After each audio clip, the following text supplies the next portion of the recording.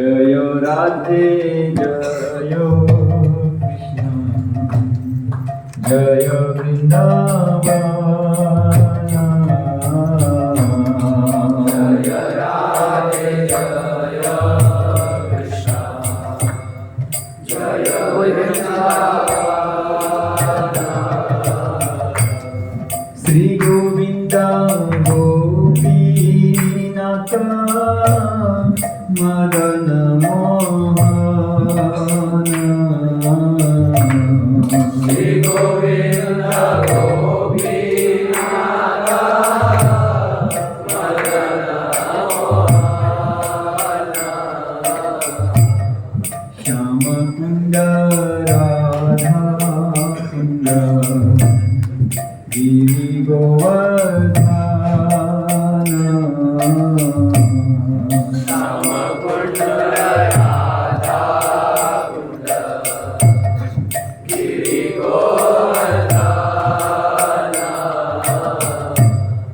कालिंदी यमुना जय जय महावन कालिंदी यमुना जय जय महावन केशी घाट वंशीवट द्वादश कानन केशी घाट वंशीवट द्वादश कानन यहाँ सब लीला कयो श्री नंद नंदन यहाँ सब लीला कयो श्री नंद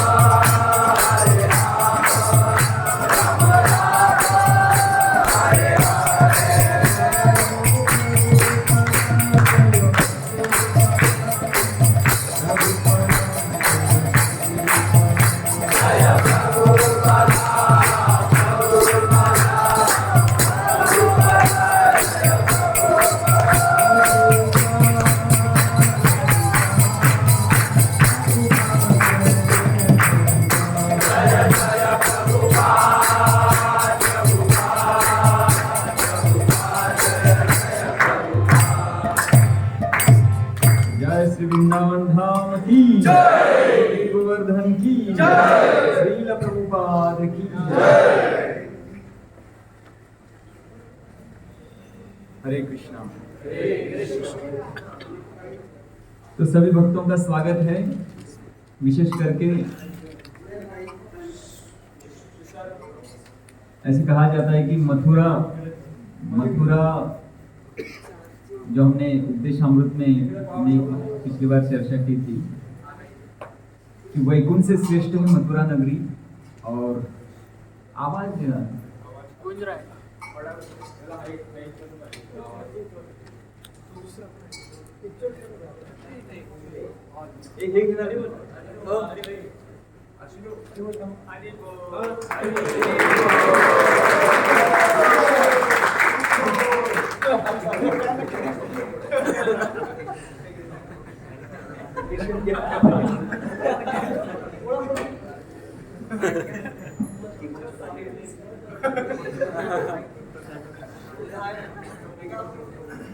हरे कृष्ण।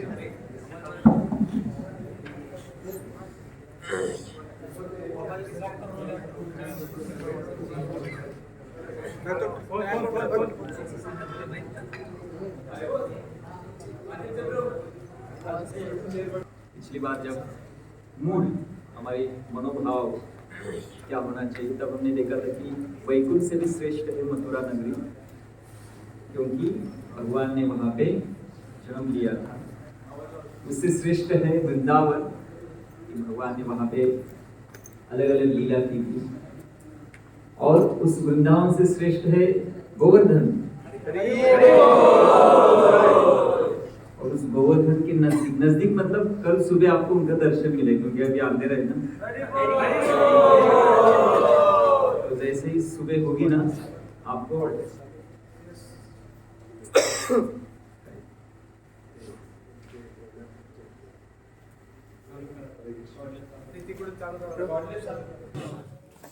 तो हम चर्चा कर रहे थे किस प्रकार से जिस जगह पे हम हैं वो वैकुंठ से श्रेष्ठ मथुरा, मथुरा से श्रेष्ठ वृंदावन, और वृंदावन से भी श्रेष्ठ है ये गिरि गोवर्धन। तो उसका दर्शन अभी तक नहीं हुआ है, क्योंकि अंधेरा।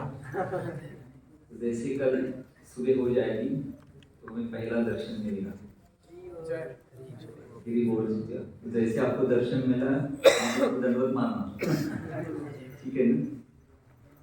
और इसी गोवर्धन के एक दूसरे यहाँ पे इस पूरे आध्यात्मिक जगत का सबसे बड़ा श्रेष्ठ जगह, उसको राधाकुंड श्याम कुंड कहा जाता है। तो बहुत ही पवित्र जगह पे हम आए हैं। और ऐसा कहा जाता है कि ये भौतिक जगत का नहीं है, ये पूरा आध्यात्मिक जगत का प्रकटीकरण यहाँ पे हुआ है। और क्योंकि हम भौतिक है इसलिए हमें ये आध्यात्मिक नहीं दिखता है, लेकिन आचार्यों की कृपा से हम उसको देखने का प्रयास करते हैं। तो जैसे हम चर्चा कर रहे थे कि कुछ जगह ऐसे है जो अभी तक प्रकट है और कुछ जगह ऐसे है जो अभी अप्रकट नहीं है। उसमें से ये गिरि गोवर्धन ये प्रकट है, जो हम उसको साक्षात दर्शन कर सकते हैं, जो 5000 साल पहले भगवान श्री कृष्ण ने अपने हाथों से उनको उठाया था। और भगवान श्री कृष्ण की लीलाओं में गोवर्धन ने बहुत सहकार्य किया था। हालांकि गिरिराज जी साक्षात कृष्ण हैं, लेकिन फिर भी उन्होंने भगवान की सेवा के लिए, अपनी सेवा के लिए और अपने भक्तों की सेवा के लिए, विशेषकर ग्वाल बाल गैयों की सेवा के लिए उन्होंने रूप प्रकट किया है। तो ये भी प्रकट है जो हम देख सकते हैं। उसके बाद में राधा कुंड श्याम कुंड ये प्रकट है, जो पहले था अभी भी है। तो ऐसे कुछ जगह है जो अभी तक प्रकट है जिनका हम दर्शन कर सकते हैं। तो पहले हम हमारे पूरे गुरु शिष्य परंपरा को प्रार्थना करेंगे ताकि जितने भी दिन यहाँ पे हम ठहरे हैं तो हमसे कुछ अपराध न हो, और जितना हो सके हम इन सभी जितने भी कुछ क्षेत्र है, आध्यात्मिक जगह है जहाँ पे हम जाएंगे तो बस हमें वहाँ कृपा मिले, हम भक्ति में प्रगति करें। तो इसके लिए हम विशेष करके आचार्यों की कृपा से हम इस जगह पे आते हैं।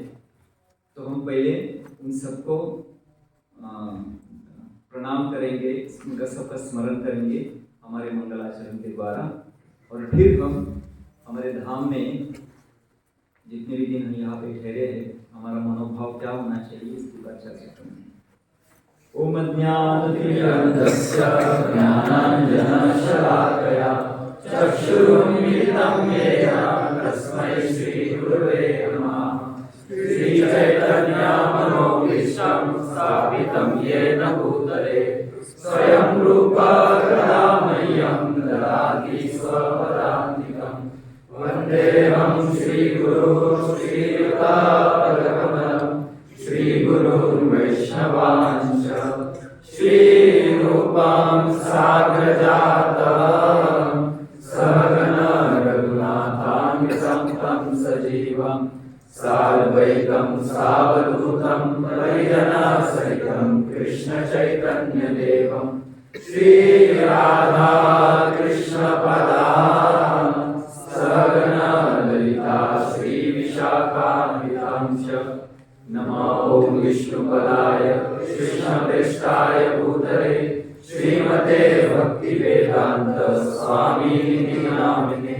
नमस्ते सरस्वती देवे गौरवाणी प्रचारिणे निर्विशेष शून्यवादी पाश्चात्य देशतारिणे। नमो ॐ विष्णुपदाय कृष्णप्रेष्ठाय भूतले श्रीमते भक्तिसिद्धान्त सरस्वती नामिने। श्रीभाष्यमाधवी देवी दैनाय कृपाब्धे कृष्ण संबंध विज्ञान दायिने प्रभवे नमः। माधुर्य उज्ज्वल प्रेमाढ्य श्रीरूपानुग भक्तिद श्रीगौर करुणा शक्ति विग्रहाय नमोस्तुते। नमस्ते गौरवाणी श्रीमूर्तये दीनतारिणे रूपानुग विरुद्ध सिद्धान्त कान्तहारिणे। नमो गौरकिशोराय साक्षात् वैराग्यमूर्तये विप्रलम्बर साम्बोधे पराङ्कुजायते नमः। नमो भक्ति विनोदाय सच्चिदानन्दनामिने गौरशक्ति स्वरूपाय रूपानुगरायते। गौराविर्भावभूमेशं निर्देशा सज्जनप्रिया वैष्णव सार्वभौम श्री जगन्नाथाय ते नमः। वाञ्छाकल्पतरुभ्यश्च कृपा सिन्धुभ्येव च पतितानां पावनेभ्यो वैष्णवेभ्यो नमो नमः। नमो महावदन्याय कृष्णप्रेमप्रदायते कृष्णाय कृष्णचैतन्य नामिने गौरविषे नमः। पञ्चतत्त्वात्मकं कृष्णं भक्तरूपस्वरूपकं भक्तावतारं भक्ताख्यं नमामि भक्तशक्तिकम्। हे कृष्ण करुणा सिन्धु दीनबन्धो जगत्पते गोपेश गोपिकान्त राधाकान्त नमोस्तुते। जयतां सुरतो बन्धो मोहनमतिर्गति मत्सर्वस्य पदाम्भोजो राधामदनो मनो। दिव्यादृतारण्यकल्पद्रुमात् श्रीमद्रत्नाकर सिंहासनस्थो श्रीमद्राधा श्रीगोविन्ददेवो वेशालिनी सेव्यमानो स्मरामि। श्रीमान् राससारभि वंशीवटप्रहस्तितः कर्षणवेणु सुनिर्गोपी गोपीनाथाय श्रीस्तुना। तप्तकाञ्चन गौराङ्गी राधे वृन्दावनेश्वरी वृषभानुसुते देवी प्रणमामि हरिप्रिये। जय श्री कृष्ण चैतन्य प्रभु नित्यानंद श्री अद्वैत गदाधर श्रीवासादि गौर भक्तवृंद। हरे कृष्णा कृष्णा कृष्णा हरे हरे हरे राम राम राम हरे हरे। हरे कृष्णा। तो फिर से एक बार सभी भक्तों का स्वागत है। तो श्री चैतन्य महाप्रभु जब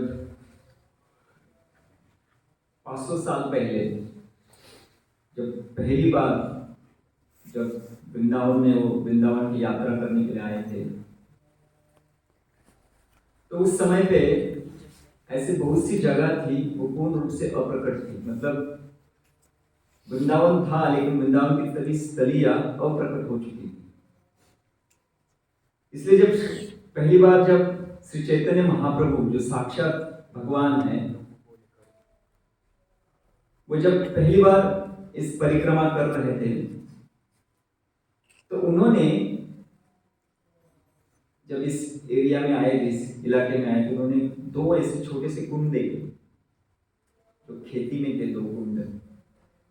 तो उन्होंने तुरंत पहचाना कि ये साधारण कुंड नहीं है, ये साक्षात श्याम कुंड और राधा कुंड है। तो उन्होंने जाके वहां पे तुरंत स्नान किया, और आगे जाके जब षड गोस्वामी, उसमें से विशेष करके श्री सनातन गोस्वामी और श्री रूप गोस्वामी, उन्होंने विशेष करके इन षड गोस्वामियों को ये आज्ञा दी कि आप जितने भी कुछ स्थान जो लुप्त हो चुके हैं, जो अप्रकट हो चुके हैं, उनको फिर से प्रकट कीजिए। तो हो सकता था श्री चैतन्य महाप्रभु खुद वो कर सकते थे, लेकिन उन्होंने ये पूरा जो क्रेडिट है अपने भक्तों को दिया। तो इसलिए जब ये जो श्री रूप सनातन भट्ट रघुनाथ, श्री जीव गोपाल भट्ट दास रघुनाथ, ये 6 गोसाई जब ब्रजे के लिए वास, राधा कृष्ण नित्य लीला प्रकाश। तो जब वृंदावन कब प्रकट होता है, वृंदावन भगवान से प्रकट नहीं होता है, वृंदावन को प्रकट करने के लिए भक्त होने चाहिए। और इसलिए जब भगवान के प्रिय भक्त जब षड गोस्वामी इस वृंदावन में निवास कर रहे थे, तो उन्होंने विशेष करके जितने भी कुछ वृंदावन के जब स्थलीय अप्रकट लुप्त हो चुकी थी, उन्होंने फिर से स्थापित किया। इसलिए वृंदावन को समझना है तो हम भक्तों के द्वारा ही समझ सकते हैं। इसलिए भगवान ने ये पूरे जो स्थलीय थी उनको प्रकट करने का जो क्रेडिट है वो षड गोस्वामी को दिया, और उनको कहा कि आपको ना कि इनको प्रकट करना है, लेकिन मंदिरों का भी निर्माण करना है, और उसके साथ ही साथ भक्तिमय शास्त्रों का लिखान करना है। और सिर्फ लिखना नहीं है, अपने खुद के उदाहरण से आपको बताना है कि इन सभी भक्तिमय शास्त्रों को अपने जीवन में कैसे पालन कर सकते हैं। इस प्रकार षड गोस्वामी जब यहाँ पे निवास कर रहे थे, तो उन्होंने मंदिरों का निर्माण किया। कुछ मंदिरों को हम निश्चित रूप से उनके दर्शन के लिए जाएंगे, और शास्त्रों का निर्माण किया, और अपने खुद के उदाहरण से उन्होंने भक्ति के तत्वों को कैसे अपने जीवन में पालन करना ही सिखाया। तो वृंदावन के सभी स्थलियों को प्रकट करने का जो क्रेडिट है श्री चैतन्य महाप्रभु ने अपने भक्तों को दिया, विशेष करके षड गोस्वामियों को। आगे जाके जो नवद्वीप धाम है, जिसको हम श्री चैतन्य महाप्रभु की प्रकट स्थली समझते हैं, तो उनको प्रकट करने का क्रेडिट श्री चैतन्य महाप्रभु ने श्री भक्तिविनोद ठाकुर और जगन्नाथ दास बाबा जी महाराज को दिया। तो श्री भक्तिविनोद ठाकुर ने भी, जब षड गोस्वामी अप्रकट हो गए, तो बहुत बड़ा, मतलब लोगों ने शास्त्रों में बहुत ही अदला बदल कर लिखा। शास्त्रों में उन्होंने बहुत ही कुछ ऐसे कुछ सिद्धांत डाले थे जो भक्ति में तत्वों से खिलाफ थे, और अलग अलग प्रकार के संप्रदाय बाहर आए थे। इसलिए जब श्री भक्तिविनोद ठाकुर, उन्होंने जैसे षड गोस्वामी ने कार्य किया, वैसे श्री भक्तिविनोद ठाकुर जी ने भी कार्य किया। इसलिए श्री भक्तिविनोद ठाकुर को सप्तम गोस्वामी कहा जाता है। तो उन्होंने विशेष करके नवद्वीप को स्थापित किया अपने गुरु जगन्नाथ दास बाबा जी महाराज की कृपा से। तो श्री चैतन्य महाप्रभु ने नवद्वीप धाम को प्रकट करने का जो क्रेडिट है वो उनको दिया। आगे जाके जो धाम होता है, धाम को शास्त्रों के द्वारा प्रकट करने का जो क्रेडिट है वो श्री चैतन्य महाप्रभु ने श्री भक्ति सिद्धांत सरस्वती ठाकुर जी को दिया। इसलिए उन्होंने अपने शास्त्रों में धाम के बारे में बहुत ही इंफॉर्मेशन दी है। तो ये क्रेडिट चैतन्य महाप्रभु श्री भक्ति सिद्धांत सरस्वती ठाकुर जी को देते हैं। और हमारे प्रिय श्री प्रभुपाद जी, उनको श्री चैतन्य महाप्रभु ने क्या क्रेडिट दिया कि जितने भी कुछ इस भौतिक जगत में, विशेष करके इस पृथ्वी के ऊपर जितने भी कुछ लोग हैं जो अलग अलग देशों से आ सकते हैं, अलग जात के हो सकते हैं, अलग वर्ग के हो सकते हैं, वर्ण के हो सकते हैं, इन सभी लोगों को वृंदावन में लेके आने का जो क्रेडिट है वो श्री चैतन्य महाप्रभु ने किसको दिया? श्रील प्रभुपाद जी। जय श्रील प्रभुपाद की जय। तो इस तरह से भगवान खुद बताते हैं कि मेरी जो भी कुछ लीला है, मेरी जो भी कुछ स्थलिया है, या मेरे बारे में आपको कुछ भी चाहिए, जब तक आप भक्तों की शरणागति नहीं लेते तब तक हमें कुछ समझ में नहीं आएगा। इसलिए हमारे आचार्य जो हमें सिखाते हैं कि हमें पहले आचार्यों को, वैष्णव को शरण जाना है। इसलिए अगर इस वृंदावन को हमें समझना है, वृंदावन को हमें अपने आंखों के लिए, अपने कानों से अगर सुनना है, तो जब तक हम हमारी चेतना पूर्ण रूप से शुद्ध नहीं करते हैं तब तक हम वृंदावन को नहीं देख सकते। जैसे हम ट्रेन में चर्चा कर रहे थे ना, श्री नरोत्तम दास ठाकुर कहते हैं कि विषय छाड़िया कवे शुद्ध हवे माना, कवे हम हेरी वो श्री वृंदावन। तो जब तक हम अपने विषयों को हृदय से निकालेंगे नहीं, जब तक हमारा हृदय, मन पूर्ण रूप से विषय रहित नहीं होता, तब तक हम वृंदावन को नहीं देख सकते, वृंदावन को नहीं समझ सकते। और हम विषयों को लेके यहाँ पे आए, लेकिन हमारे मन में क्या है? विषय है, उनको लेके यहाँ पे आए, तो कैसे देख सकते हैं? इसलिए वृंदावन को हमें देखना नहीं, हमारे वृंदावन की चेतना को पहले विकसित करना है। वो वृंदावन की चेतना हम कैसे विकसित कर सकते हैं? हमें वैष्णव की शरण में जाना है। तो वैष्णव ने जिस तरह से वृंदावन को प्रकट किया है, उस मनोभाव को हमें धारण करना है। जब तक हम उस मनोभाव को धारण नहीं करते हैं तब तक वृंदावन हमें समझ में नहीं आता है। इसलिए सबसे बड़ा अपराध यह है कि वृंदावन को अपने आंखों से देखना। तो कल से हमें आंखें बंद करके चलना होगा, तो चलेंगे कैसे? सबसे बड़ा अपराध वो है कि वृंदावन को अपने आंखों से देखना। और आंखों से हम क्या देखते हैं? अभी आपने देखा होगा, गाड़ियां है, बंगले हैं, सब देखते हैं। ये वृंदावन नहीं है, ये वृंदावन नहीं है। वृंदावन तो अलग है। तो उसको देखने के लिए हमें पहले अपनी आंखों बंद करनी पड़ेगी। और वैष्णव ने जिस तरह से वृंदावन को बताया है, उस तरह से हमें कानों के द्वारा उसको सुनना है और हमें विश्वास रखना है कि हाँ, ये वृंदावन है। अगर आंखों के द्वारा देखने के लिए जाएंगे तो निश्चित रूप से हमें धोखा मिल सकता है। हमें ऐसी चीजें दिखाई देंगी जो हमारे पूना में, मुंबई में है। आप बोलेंगे पूना, मुंबई, वृंदावन में कुछ फर्क नहीं है, तो हम यहाँ भी अपराध करते हैं। इसलिए धाम को अपने दृष्टिकोण से कभी नहीं देखना है। धाम को कानों से सुनना है, जैसे वैष्णव ने बताया है उसी तरह से। इसलिए भक्ति में विशेष करके 5 शक्तिशाली अंग बताए गए हैं। इसको पता है वो क्या है? 5 शक्तिशाली अंग भक्ति में श्री रूप गोस्वामी बताते हैं। धामवास, विग्रह सेवा, क्या श्रवण? भागवत श्रवण, भागवत श्रवण, साधु संग, नाम कीर्तन। ठीक है, 5 शक्तिशाली अंग। कौन बता सकता है कि इसमें से शक्तिशाली अंग कौन सा है? साधु संग। एक एक बोलेगा तो बोले नहीं, छोड़ देगा। शरण जाना नहीं, इसमें कब पता है? सबसे शक्तिशाली है साधु संग। आप बोलेंगे पिछले 3 दिन पहले आपने बताया हरिनाम,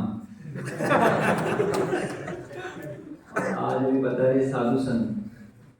आप परिस्थिति बदलते तो आपका ये बदल देते हैं क्या? तो साधु संग में नाम श्रेष्ठ है, साधु संग में भगवत श्रेष्ठ है, साधु संग में विग्रह सेवा श्रेष्ठ है, साधु संग में नाम धाम वास श्रेष्ठ है। बिना साधु संग में, अगर साधु संग नहीं करते तो नाम विग्रह सेवा ये अपूर्ण हो जाता है, वो शक्तिशाली नहीं बनता है। इसलिए सबसे महत्वपूर्ण है साधु संग, और इन 4-5 दिनों में हमें करने को मिलने वाला है। और यहाँ पे साधु कौन है? आप और मैं।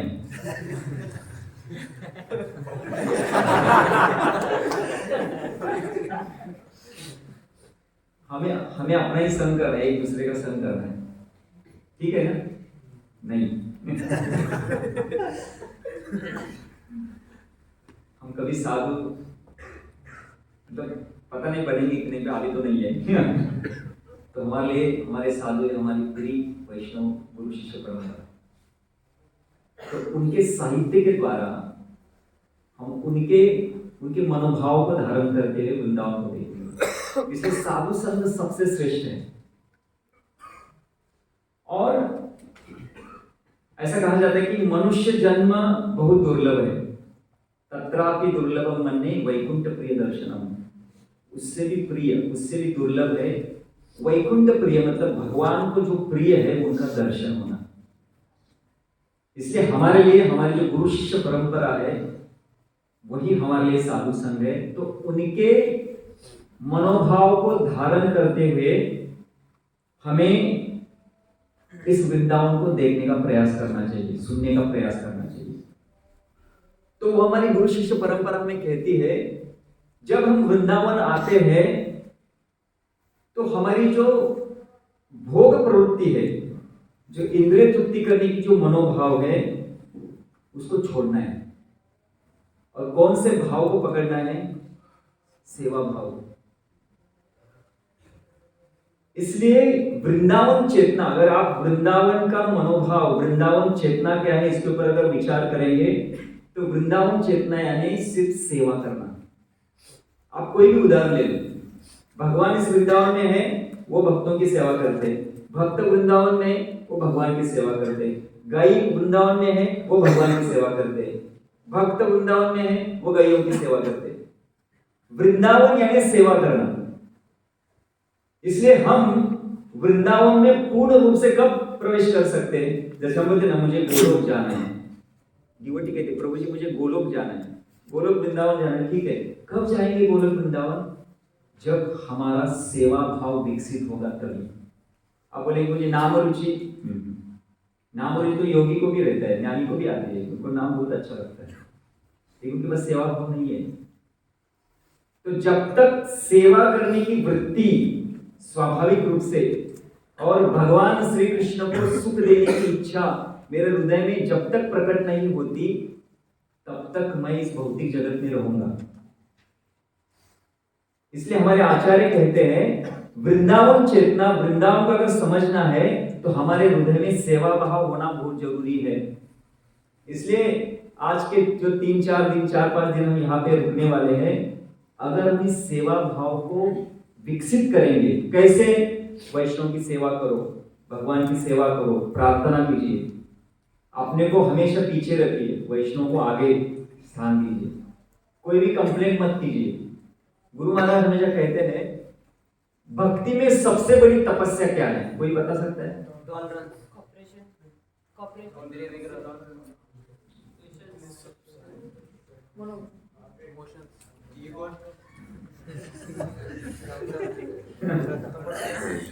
सबसे बड़ी तपस्या है कृतज्ञता। कृतज्ञता नहीं, कृतज्ञता, ग्रेटफुल। तो हर एक चीज को जो भी हमें मिलता है, ये इतनी बड़ी ठंडी हमें मिल रही ना, तो धन्यवाद। पानी ठंडा मिला, धन्यवाद। पानी गर्म मिला, धन्यवाद। प्रसाद अच्छा मिला, धन्यवाद। प्रसाद बिल्कुल नहीं मिला, धन्यवाद। ये सबसे बड़ी तपस्या है। और हमें एक्स्ट्रा कुछ करने की जरूरत नहीं, बस इस माहौल को, इस वातावरण को आप सहन करो, यही तपस्या है। एक्स्ट्रा करने की जरूरत नहीं है। ये जितनी ठंडी है ना, इसको आप सहन करोगे, यही तपस्या है। लेकिन कैसे सहन करना है? कृतज्ञता के साथ। ये है वृंदावन चेतना, ये मनोभाव को हमें धारण करना है। अगर इस कृतज्ञता को अगर धारण हम करते हैं और हर स्थिति में अगर हमें कुछ खुशी के क्षण मिलते हैं, हम धन्यवाद बोल रहे हैं। कुछ कष्ट हमें मिलता है, कुछ क्लेश मिलते हैं, यात्रा के दौरान अगर कुछ परेशानी होती है, कुछ तकलीफ मिल रही है, फिर हम धन्यवाद बोलते हैं। यह है वृंदावन चेतना। वृंदावन को सेवा के भाव से अगर हम देखेंगे, सेवा के भाव से अगर समझेंगे, तभी वृंदावन हमें समझ में आ सकता है। इसलिए ये प्रिंसिपल, ये तत्व को अपने जीवन में पालन करना है कि हमें हमेशा हर एक चीज के लिए हमें कृतज्ञ रहना है। जो भी मुझे मिल रहा है गुरु और कृष्ण की कृपा से मुझे मिल रहा है, धन्यवाद। तत्ते अनुकंपा सुष्मिक्षमानोत, अनुकंपा। तो गुरु और कृष्ण की अनुकंपा है जो हम यहाँ पे आज आए हैं और यहाँ पे कुछ दिन हम यहाँ पे रहेंगे। तो वृंदावन को देखने का मनोभाव ये है कि हृदय में सेवा भाव होना चाहिए और कृतज्ञता का भाव होना चाहिए। तो पहला मनोभाव ये है कि सेवा भाव कृतज्ञता के साथ। अगर इस मनोभाव से अगर हम धाम यात्रा करते हैं तो निश्चित रूप से हमें वृंदावन की कृपा मिलेगी। और दूसरा है, हमने यात्रा का अर्थ देखा था। यात्रा यानी क्या देखा था? यात्रा का यात्रा यानी जर्नी, है कि नहीं? तो हमने एक जर्नी तो पूरी की, कहां से? पुणे से यहाँ पे आ गए। अभी यात्रा के दौरान एक जर्नी है। ये यात्रा तभी सफल हो सकती है जब इस मनोभाव को हम धारण करते हैं और यहाँ से जाने के बाद हमारे जीवन में कुछ तो परिवर्तन आना चाहिए। आप बोलेंगे कुछ तो परिवर्तन चाहिए ना, ठीक है, यहाँ पे 4:30 बजे खड़े रहेंगे, पुणे में जाने के बाद सो जाएंगे, परिवर्तन है ना? कुछ तो परिवर्तन चाहिए ना, ये जाएंगे नहीं, अच्छा परिवर्तन। तो धामवास हम इसलिए करते हैं कि हमें श्रद्धा मिले, हमारी श्रद्धा में बढ़ोतरी हो जाए और वापस जाने के बाद हमें कुछ तो ऐसे जीवन में जो हम करने का प्रयास करते थे लेकिन करने की इच्छा नहीं होती थी। क्षमता है, सबके पास क्षमता है, लेकिन करने की इच्छा नहीं होती। तो यहाँ से जाने के बाद, जाने के पहले आपको यहाँ पे कोई ऐसा वाव लेना चाहिए, तभी यात्रा हमें सफल हो सकती है कि नहीं, मेरे जीवन में परिवर्तन होना चाहिए। तो धामवास हम अपने जीवन में परिवर्तन के लिए कर रहे हैं, नहीं तो फिर ये क्या हो जाएगा? ये यात्रा नहीं हो जाएगा, पिकनिक हो जाएगा। और फिर अगली बार बोलेंगे अगली बार आऊंगा, लेकिन ठंडी के सीजन में नहीं आऊंगा, तो बहुत ठंडी है, थोड़ा गर्मी देखेंगे। तो इसलिए परिवर्तन कुछ तो होना चाहिए। इसलिए हमारे अंदर जो भी कुछ कमियां हैं, उन कमियों के लिए इस 5 दिन में प्रार्थना करनी। जो भी कमियां हैं, हम सुनते हैं ना हमारे मार्गदर्शक के द्वारा कि हमारे जीवन में बहुत कमियां हैं, ये है, ये है, ये नहीं हो रहा है। तो जहां पे भी हम जाएंगे वहां पे हम तीव्रता के साथ हम प्रार्थना करेंगे कि भगवान मुझमें ये कमियां हैं और मैं इसको जीवन में पालन करना चाहता हूं। तो ये परिवर्तन होना अनिवार्य है जब हम धाम यात्रा करते हैं। तो धाम यात्रा परिवर्तन के लिए की जाती है। इसलिए दूसरा महत्वपूर्ण है कि हमें कुछ तो परिवर्तन होना चाहिए। तीसरा है कि जब भी हम विशेष करके धाम के यात्रा में रहते हैं, हमें भोक्ता की भूमिका में नहीं होना चाहिए, कर्ता की भूमिका में नहीं होना चाहिए, नियंत्रक की भूमिका में नहीं होना चाहिए। तो हमारी भूमिका क्या होनी चाहिए? हम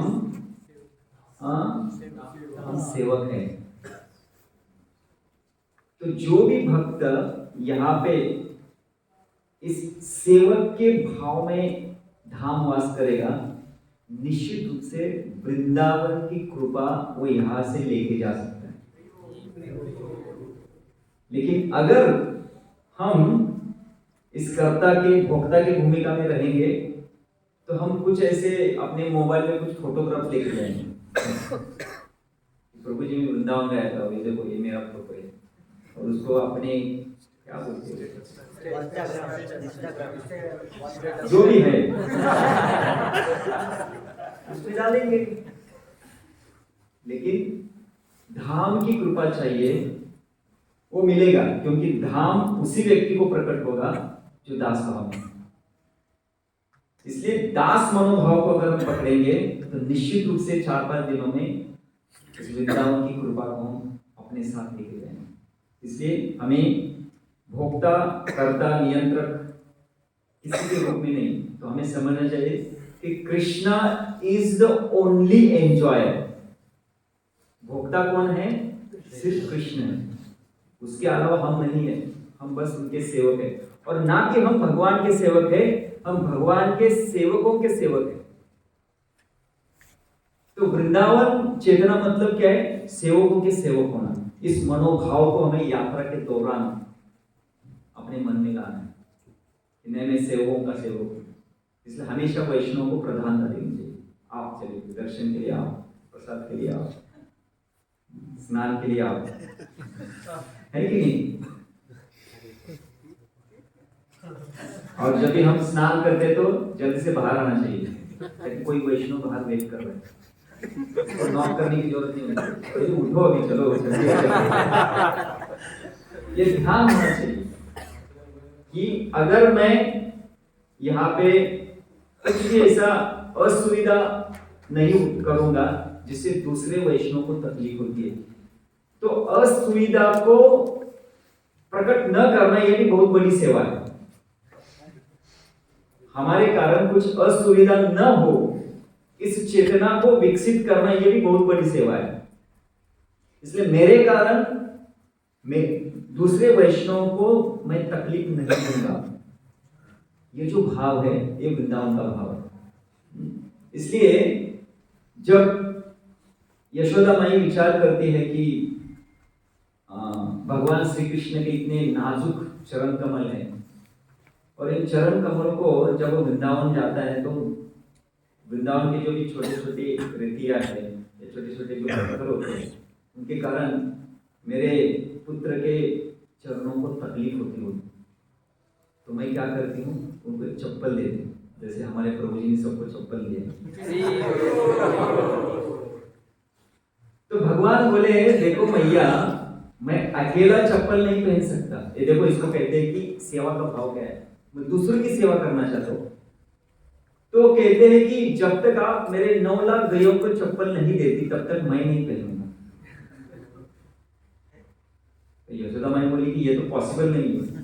तो गैयों ने ये सुना, बोले हमारे कारण हमारे कृष्ण चप्पल नहीं पहनेंगे तो उनके चरणों को तकलीफ हो सकती है। तो उन्होंने उसी रात में पूरे ब्रज की परिक्रमा करते हुए अपने पैरों से जितने भी कुछ पत्थर थे उसको कुचल के इतने पाउडर बनाई, ताकि हमारे कृष्ण को उनके चरणों को तकलीफ ना हो। ये है वृंदावन चेतना, ये भाव है वृंदावन का। अरे बोल तो ठीक है।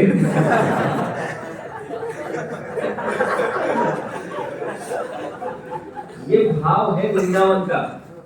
तो ऐसे जगह पे हम हैं जहां पे एक दूसरे को आनंद देना, दूसरों की सेवा करने का मनोभाव हमें अपने हृदय में धारण करना है। इस मनोभाव से हमें यात्रा करनी है, फिर यात्रा सफल होती है, फिर वृंदावन की कृपा मिलती है।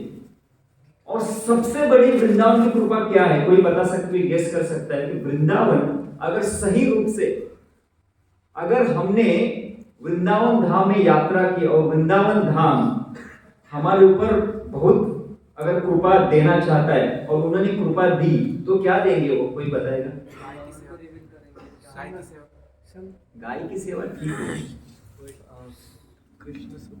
कृष्ण सुख वासना, क्योंकि वृंदावन के कण कण में कृष्ण को सुख देने की इच्छा है। कण कण में आप किसी भी पेड़ को अगर आलिंगन करेंगे ना, तो हर एक पेड़ में, हर एक यहाँ पे कंकर में, हर एक यहाँ के वातावरण में, हर एक वस्तु ये चिन्मय है, और हर एक वस्तु के अंदर भगवान कृष्ण को सुख देने की इच्छा है। ये है वृंदावन। वृंदावन यानी आप बोलेंगे वृंदावन वृंदावन है क्या? वृंदावन यानी वृंदावन की हर एक वस्तु, हर एक व्यक्ति, हर परिस्थिति कृष्ण को सुख देना चाहती है। इसको वृंदावन कहा गया। तो इसलिए वृंदावन मतलब आज से जगह नहीं है। वृंदावन एक भाव है जहां पे हर वस्तु, हर व्यक्ति, हर परिस्थिति भगवान को सुख देना चाहते हैं। इसको वृंदावन कहा गया। और हमारे प्रिय भगवान जब ये वस्तु, व्यक्ति, परिस्थिति उनको सुख देना चाहते तो ये क्या करते हैं? हर वस्तु, हर व्यक्ति, हर परिस्थिति जो उनको सुख देना चाहते हैं उनको सुख देते हैं। यह है वृंदावन। वृंदावन यानी एक दूसरे को सुख देना। मैं सुखी नहीं होना चाहता, मुझे दूसरों को सुखी करना है। मेरे कारण दूसरे को असुविधा नहीं होनी चाहिए, मैं दूसरों को सुविधा देना चाहता हूं। तो ये सबसे बड़ी तपस्या है। आप ज्यादा जप करेंगे, बोलेंगे यस मैंने इतना बड़ा जप किया, मैं बहुत बड़ा तपस्वी हो गया। ठीक है, वो भी एक जगह पे ठीक है। लेकिन सबसे महत्वपूर्ण हमारे आचार्य कहते हैं, प्रभुपाद जी एक वाक्य लिखते हैं उपदेशामृत में। वो कहते हैं कि साधक जब भक्ति में प्रगति करता है तो इसका अर्थ ये नहीं कि उसका जप बढ़ रहा है। जप तो अपने आप बढ़ता है, लेकिन क्या बढ़ता है? उसका व्यवहार। वो वैष्णव के साथ कैसे व्यवहार करता है। तो प्रभुपाद लिखते हैं की साधक, मराठीमध्ये वाक्य असं आहे, साधकाची प्रगती ही त्याच्या मनोवृत्तीवर आधारित है। वो कितना अच्छा व्यवहार एक दूसरे के साथ कर रहा है, तो ये महत्वपूर्ण है। इसलिए व्यवहार जब हमारा अच्छा होता है ना, हम प्रगत वैष्णव। कितना जप करते हो प्रगति का लक्षण नहीं है, जब अपने आप होता है। कुछ डिवोटी अपने आप करते, कुछ डिवोटी फोर्सफुली करते, लेकिन जब अपने आप होना चाहिए। और जब सबसे बड़ी प्रगति क्या है, हम वैष्णव के साथ कैसे व्यवहार करते हैं। तो वृंदावन यानी एक दूसरे को आनंद देने की इच्छा। तो इसलिए हम यहाँ पे उसका ये कर सकते हैं कि इतने भी यहाँ पे वैष्णव है, हम सबका संग कर रहे, वैष्णव संग कर रहे, हमें एक दूसरे को कैसे हम आनंद दे सके। मेरे कारण असुविधा नहीं होनी चाहिए, मुझे कितनी भी तप यहाँ पे मिले, लेकिन मैं दूसरों को तकलीफ नहीं देना चाहता। इस वृत्ति को अगर हम धारण करेंगे तभी वृंदावन धाम हमारे ऊपर खुश हो सकता है और वो हमें कृपा देगा। और उसकी कृपा क्या है? भगवान को आनंद देने की इच्छा। यही हमारे जीवन का उद्देश्य है। हमारे जीवन का उद्देश्य हरिनाम जप करना नहीं है। हमारे जीवन का उद्देश्य कृष्ण प्रेम पाना नहीं है। हमारे जीवन का उद्देश्य क्या है? कृष्ण को सुख देना, ये जीवन का उद्देश्य। और जब कृष्ण को सुख देते हैं तो जब भी ज्यादा होता है, कृष्ण प्रेम भी मिलता है, सेवा भी होती है, सभी जो भी कुछ भक्ति के अंग दिए हैं वो सब होते हैं। इन भक्ति के अंग में कृष्ण सुख वासना, कृष्ण को सुख देने का अंग रूप गोस्वामी कहाँ पे भी देते नहीं। जितने भी 64 अंग दिए हैं ना, उसमें आप मुझे बताइए कि वहां पे भगवान को सुख देने का अंग दिया है, कहाँ पे नहीं दिया है। वो सबसे बड़ा मतलब हर एक अंग जो कर रहे हैं उसका मनोभाव क्या है? मनोभाव है कि कृष्ण को सुख देना। अगर भगवान को सुख देने की इच्छा नहीं है और हम हरिनाम कर रहे हैं, अर्चा वीरों की सेवा कर रहे हैं, वैष्णव की सेवा कर रहे हैं, सब कुछ, वो भक्ति नहीं होती। तो भक्ति है कि भाव, भाव एक ही है, भगवान को आनंद देना, वैष्णव को आनंद देना, गुरु को आनंद देना, ये भाव है। ये भाव वृंदावन के कण कण में बैठा है। तो इसलिए जब हम यहाँ पे अच्छे मनोभाव का धारण करते हैं तो वृंदावन की कृपा हमें मिलती है। और वो कृपा ये है कि हमारे हृदय में वृंदावन भगवान को आनंद देने की इच्छा देता है। और इसलिए जब हम भगवान को आनंद देने की इच्छा अपने हृदय में होती है ना, फिर वो भक्ति है। भक्ति यानी भगवान को आनंद देना। प्रभुपाद जी भक्ति की व्याख्या क्या बताते हैं? टुवर्ड्स कृष्ण। तो ये महत्वपूर्ण। और कृष्ण यानी सिर्फ कृष्ण नहीं, कृष्ण यानी कृष्ण, उनके सभी अवतार, उनके भक्त, उनके सेवा में जो भी कुछ हम वस्तुओं का इस्तेमाल करते हैं, सभी वस्तुएं, उनके भक्त, गुरु, ये सब कृष्ण में आते हैं। तो इनको आनंद देने की इच्छा, मुझे आनंद नहीं लेना है, मुझे आनंद देना है, ये है वृंदावन चेतना। तो हर जगह पे जहां पे भी हम जाएंगे वह हमें यही प्रार्थना करनी है। और सबसे श्रेष्ठ भगवान को सुख कौन देता है? सबसे श्रेष्ठ जय श्रीमती राधा रानी की जय। तो पहले हम वहां जाने वाली कर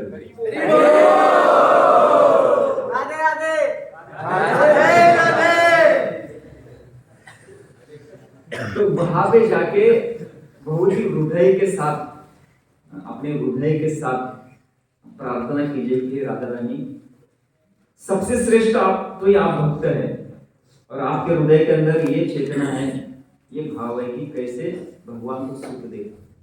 तो मैं ये भीख मांगता हूँ और मैं भिखारी बन के यहाँ पे आया। लेकिन हम तो भिखारी हैं, भीख मांगने के लिए आए ना, है कि नहीं? आवाज नहीं आ रहा है। तो सबसे पहले भीख हम, तो इसलिए ये है वृंदावन का भाव। वृंदावन में हमें रहना है ना, तो इस भाव से रहना, इस भाव से अगर हम रहते हैं तो सही रूप से वृंदावन की चेतना को विकसित करेंगे और वृंदावन की कृपा को हम आकर्षित करेंगे। वृंदावन हमें कृपा देता है। तो इसलिए दर्शन करना, स्नान करना, घूमना यह महत्वपूर्ण नहीं है। महत्वपूर्ण यह है कि भगवान को खुश करने की इच्छा वो हर एक सेवा के अंदर होनी चाहिए। नाम सेवा हो, विग्रह सेवा हो, वैष्णव सेवा हो, भागवत सेवा हो, कुछ भी सेवा हो, उसमें भगवान को खुश करने की इच्छा। और भगवान यानी हरि, गुरु, वैष्णव, ये तीनों में आता है। ठीक है ना? तो इसलिए सिर्फ मुझे जाके राधा रानी का दर्शन करना है, मुझे किसी मंदिर में भगवान का दर्शन करना है, मुझे कहाँ पे जाके स्नान करना है। और विशेष करके मैंने आपको कहा था कि वृंदावन आने से पहले आपको वृंदावन के हर एक स्थलियों के बारे में सुनना है। तो आपने किसी ऐसे अलग स्थलियों के बारे में सुना होगा जहाँ पे यूट्यूब पे बहुत बड़ा हो, अरे वहाँ पे ये लीला होता है, वहाँ पे ये मैजिक होता है, वो पेड़ हिलते हैं, ऐसा है वो। तो वो सुनने के बाद हमें लगता है कि क्या प्रभु जी आप वहाँ पे हमें लेके जाएंगे? बिल्कुल नहीं। हम वहाँ पे आपको बिल्कुल लेके नहीं जाएंगे, क्योंकि वृंदावन में मैजिक कभी देखना नहीं है। भगवान के अंदर, गुरु के अंदर कभी जादू देखने का प्रयास मत कीजिए। ये भौतिकता है कि भगवान कुछ तो जादू करे, गुरु कुछ तो जादू करे अपने हाथ से, क्या नहीं करे,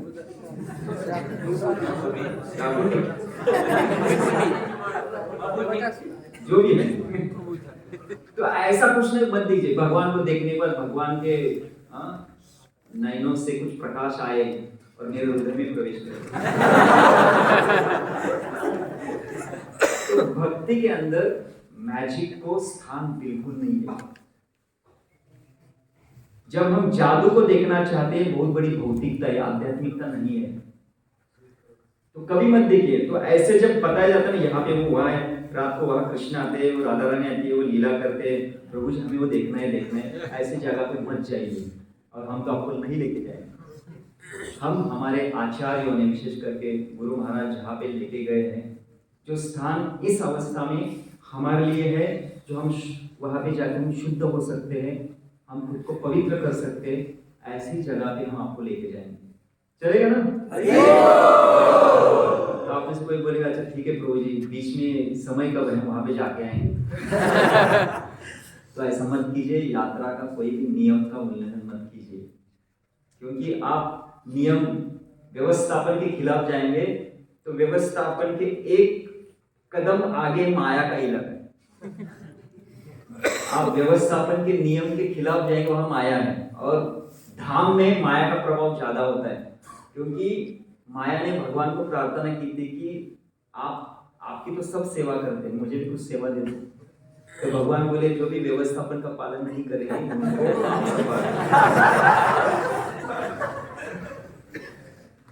तो जो व्यक्ति व्यवस्थापन के अंदर आएगा, भगवान की कृपा उसको मिलेगी।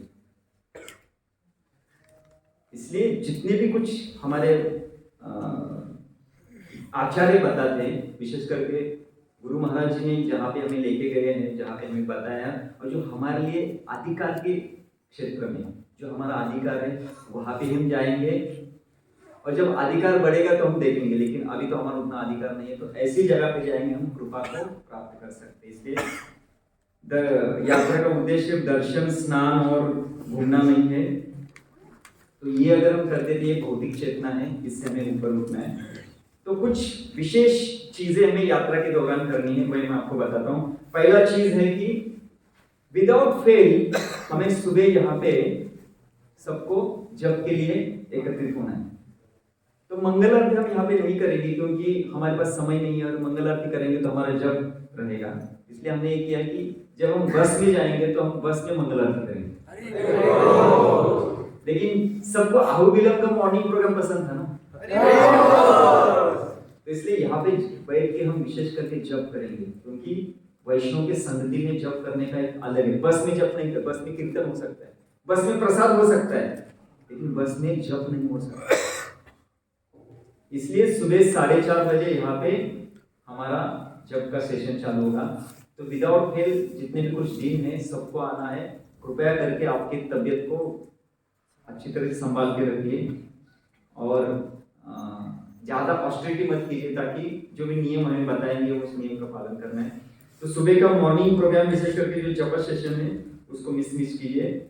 दूसरा है, जितने भी कुछ यात्रा में हमें कुछ बताया जाता है, जिस जिस स्थान में हम जाएंगे उस स्थान के बारे में जो भी कुछ हमें बताएंगे उसको ध्यान से सुनिए, क्योंकि हम देख रहे हैं कि वृंदावन को कैसे देखना है, इसलिए उस लेक्चर को ध्यान से सुनिए। जब लेक्चर में बैठते हैं तो ध्यान पूर्वक सुनना चाहिए। तीसरा है कि हमें ना बिल्कुल प्रजल्प नहीं करना है यात्रा के दौरान। प्रजल्प समझते हैं, मंडेन टॉक, बिल्कुल नहीं। अभी पूना या निगड़ी जो भी है बोलना है। अभी 4-5 दिन हम वृंदावन वासी है, ऐसा कहने में कुछ ये नहीं है। तो वृंदावन में आए तो वृंदावन को होना चाहिए, ठीक है। तो बिल्कुल क्या है उधर के जो होने होने दीजिए, विचार करने से कुछ वहां को उल्टा पलटा नहीं होने वाला। तो अब यहाँ पे है तो प्रजल्प मत कीजिए, और जब भी आपको समय मिलता है, विशेष करके ग्रुप में है तो कीर्तन कीजिए, अकेले है तो जप कीजिए, क्योंकि युग धर्म क्या है, संकीर्तन है कि नहीं। तो एकत्रित है तो कीर्तन कीजिए, और अकेले बैठे हैं तो जप कीजिए, लेकिन बिना हरि नाम के मत रहिए। तो ऑलवेज कीर्तन, ऑलवेज कीर्तन, ठीक है। चौथा है, कितने हो गए, 3 हो गए ना, 4 हो गए। 5वां है, कोई हमारा सेपरेट एजेंडा नहीं होना चाहिए। तो ये आप जाके आइए, मैं थोड़ा इधर से घूम के आता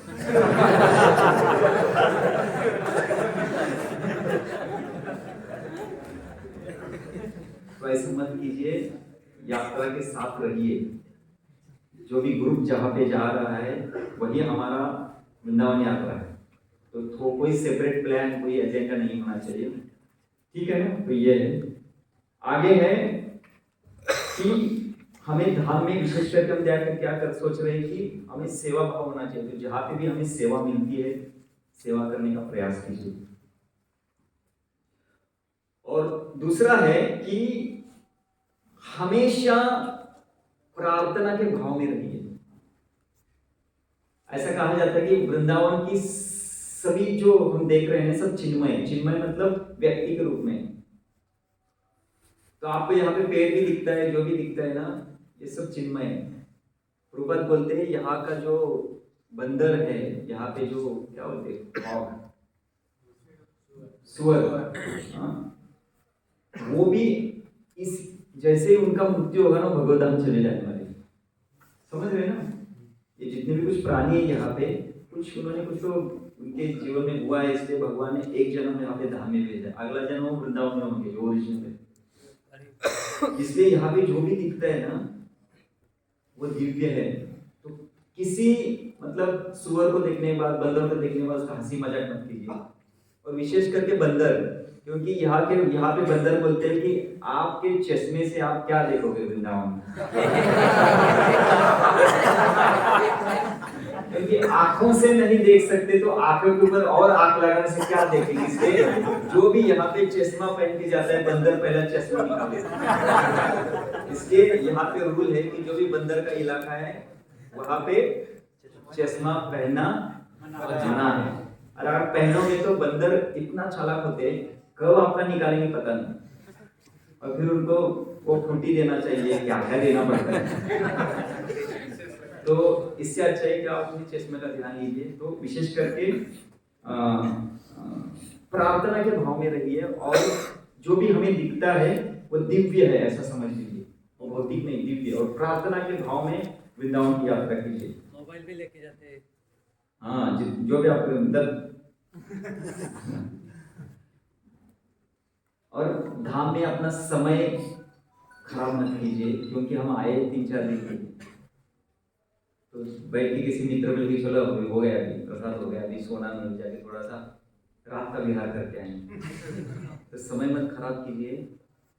जैसे आपको समय मिलता है कीर्तन कीजिए, जप कीजिए, भक्तों के साथ चर्चा कीजिए, और रात हो जाती है, अपना प्रोग्राम पूरा होता है तो सो जाए, क्योंकि सुबह हमें जल्दी उठना है, और उठने के बाद यहाँ पे लाइन लगेगा ना, इसलिए उस असुविधा भी नहीं होनी चाहिए, तो जल्दी उठ के आना है, करना है। इसलिए समय मत खराब कीजिए, और धाम में कोई अपराध मत कीजिए। तो धाम के 10 अपराध है, धाम अपराध आप सबको पता है, इसलिए एक बार मैं आपको सबको बताना चाहता हूँ। पहला तो यह है कि जो भी व्यक्ति हमें धाम के बारे में बताना चाहते हैं उनके प्रति अनादर मत कीजिए, मतलब अविश्वास मत दिखाइए। दूसरा है, धाम को कोई ऐसा साधारण जगह मत समझिए। तीसरा है, कोई हिंसा मत कीजिए, विशेष करके यहाँ के जो ब्रजवासी है।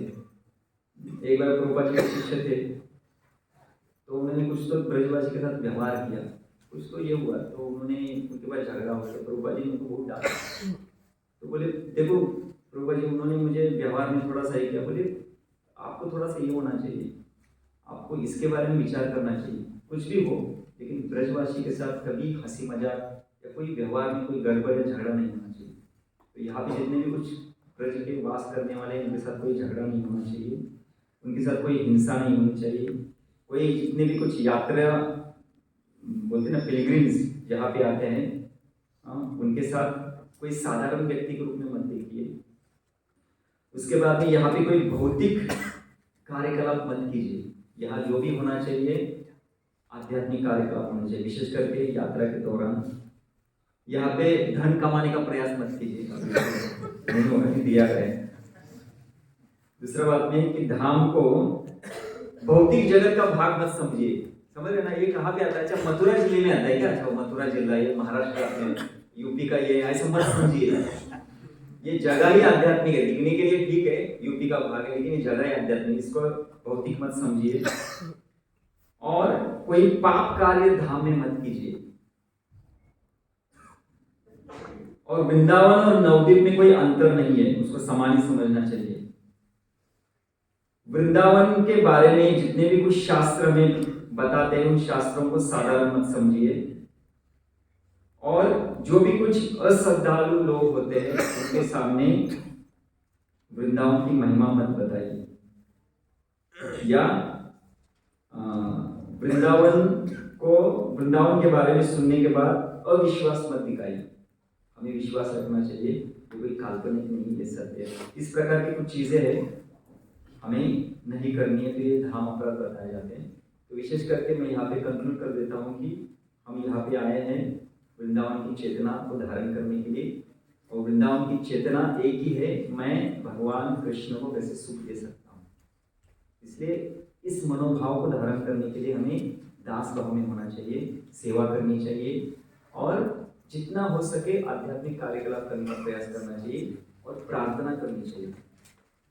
वृंदावन धाम को प्रार्थना करनी, जहाँ भी हम जाएंगे हमें प्रार्थना करनी चाहिए कि हमें भगवान को सुख देने की इच्छा हमारे हृदय में प्रकट हो।